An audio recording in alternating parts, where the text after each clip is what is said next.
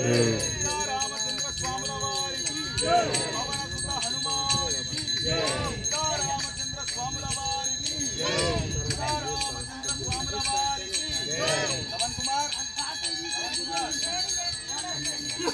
సీతారామచంద్ర స్వాముల వారికి సీతారామచంద్ర స్వాముల వారికి జానకి మాతాకి జానకి మాతాకి ప్రభుల వారికి స్వాముల వారికి వేసినప్పుడు వాళ్ళ నొల్లో పెట్టుకొని ఉండమనండి. అప్పుడు మనకి ఇస్తుంది.